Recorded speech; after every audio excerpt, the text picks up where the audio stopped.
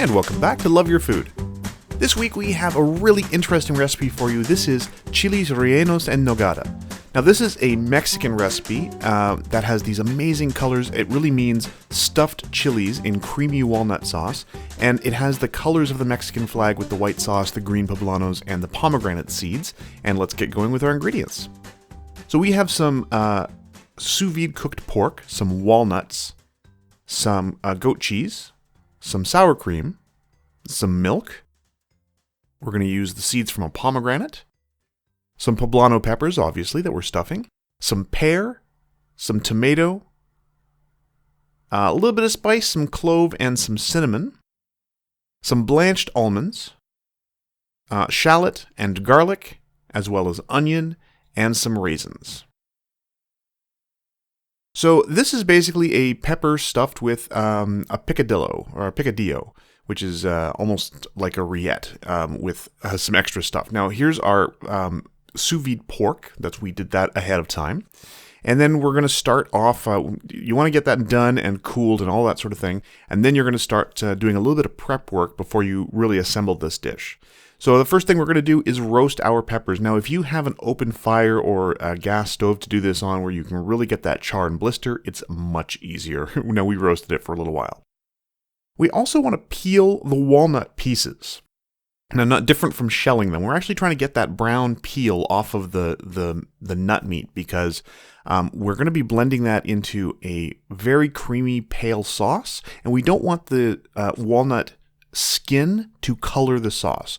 So we want to really blanch them. So we're just going to pour some hot water over them and then shock them in cold water.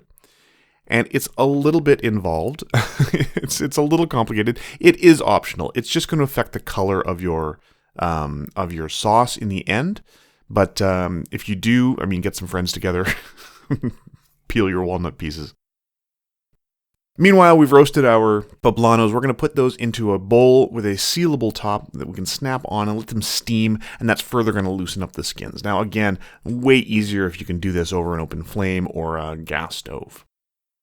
Now, we're going to toast our almond pieces a little bit as well, and while that's happening, we're going to get some of the skin off. Now, peeling the skin off of the poblanos is, again, an optional thing to do.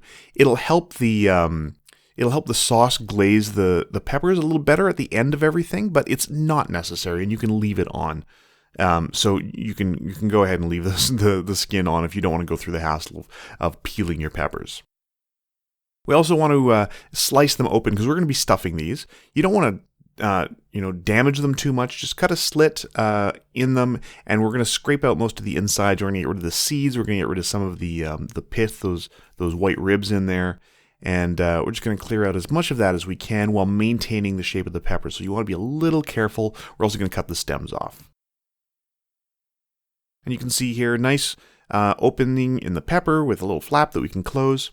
We're also going to toast our now peeled walnuts. You can see they've mostly got those skins off. So we're going to toast these very, very briefly. They were soaked in water, so they need a little toasting now.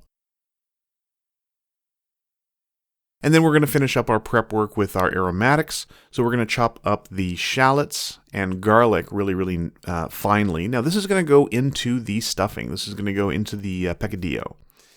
And we're making this really interesting aromatic mixture of the sous vide pork that we made, these aromatics, as well as some fruits and veggies. So a little bit of tomato, that pear, and of course our spices. So that's going to go inside. Really interesting thing about this dish, it is typically served at room temperature, which is a little unusual for, modern cuisine. But typically this dish is served at room temperature. So you get your picadillo together and you stuff your peppers, and everything is pretty much room temperature when it hits your plate. And the sauce, the sauce doesn't get cooked. The filling does get cooked, and so do the peppers, but they're not hot when they hit the plate, so that's really interesting. So here's our aromatics, our onion, shallot, and garlic, and that's going to go into a pan, a little bit of salt in there. We're just going to saute this for a little while. While that's happening, we're going to get the prep done on everything else. So here's our pear. We've cut the top off. We're going to peel that. We don't want any bits of peel in our final dish. And then you're going to cut this and you're going to core it, and we're going to cut this into sort of a rough dice. Pretty big dice as well. It doesn't have to be super fine. You do want some texture in this dish as well. So once you get the core out, we're going to gently get that out of there. And once you get the core out, we're going to slice this into panels, and from there we're going to cut it into sticks, and then into our pretty big dice. There you go. Now don't worry about a couple little brown spots on your pears. Pears are really delicate, so you can little brown spots aren't going to hurt you in the long run.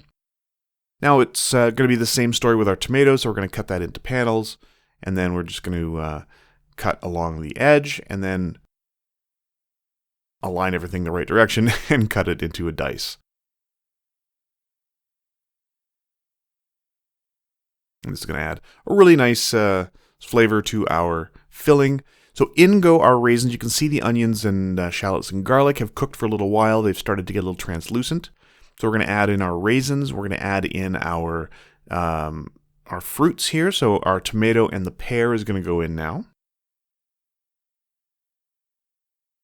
Now for that sous vide pork, we kept the meat and we kept the juice from the sous vide as well.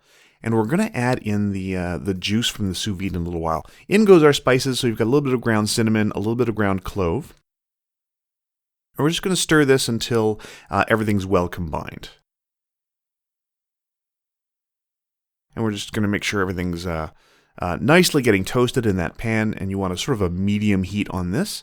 We do want the juices to sort of flow out of all of the tomatoes and the pears and reduce a little bit, so really concentrate that flavor. Meanwhile, you're going to pull the pork, so you want to make sure that you're, if you've got this nice tender pork like this, we're going to just pull that into strands, and then in goes the juice. Now this is the basically the gelatin from the cooking process. As we're not trying to add in the fat at that point, we're just trying to add in the juices. In go our nice toasted blanched almonds as well. And we can just add that whole. It's going to be a really nice texture in there. You're going to have a little bit of crunch from those almonds, that sweetness and chewiness from the raisins, and then all those other aromatics in there really coming together. You can see them coming together. So let that cook down a little bit. We're going to add a little bit of black pepper. And then we're going to add our meat on top. So here's the beautiful sous vide pulled pork. Now you can flavor this if you like. We went very, very simple with this because we wanted the rest of the ingredients and those aromatics in this sauce to really speak for themselves. We didn't want the pork to be, the real sort of center of this. That we didn't want the pork to be the central flavor. We wanted all those other amazing flavorful elements to really carry the flavor of the dish. So. Now the pork has already been cooked, so once the pork is cooked through or warmed up, it's ready to go. Meanwhile, in our we're making our sauce here, so we've got in our cup those nice walnuts that were blanched and peeled and then toasted lightly. In goes our goat cheese. In goes the sour cream. A little bit of salt in there as well, and in goes the milk. And this is really simple for this dish. Now. We're just going to burr mix this with a stick blender, which is not ever going to be perfect as far as getting those walnut pieces down to a very, very fine puree. If you want this to be perfectly smooth, you can run it through a tammy or something like that, or you can put it through a much more powerful blender than this is. Now you're going to notice we do have those little bits of walnut in there, which is fine. But you don't, if you're looking for something perfectly smooth, you're going to want to approach it in another way.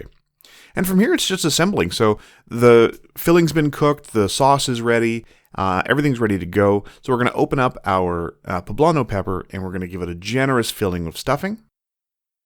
And you can do this in advance. You can actually stuff these peppers well in advance and get them. You can even freeze them if you like. They'll stay in a freezer for quite some time, stuffed like this. And then you can just warm them up briefly, and that should be fine. So onto the plate it goes, a little bit of that beautiful rich sauce. Now that is really amazing with the flavors of the walnut and the goat cheese, that smoothness from the sour cream, and then a little bit of the pomegranate seeds on there. Now this is supposed to represent the colors in the Mexican flag. You've got the green, the white, and the red.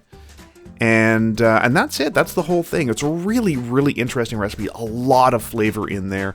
Not some things that you would typically see together or might imagine together most of the time. But I really hope you'll give this one a try. It's delicious and really, really, aside from all the prep work, it's actually pretty easy to do. So if you like this recipe, please do like and subscribe. And if you have any recipes you'd like to see Chef Caleb try on the channel, please let us know in the comments below. And remember to love your food.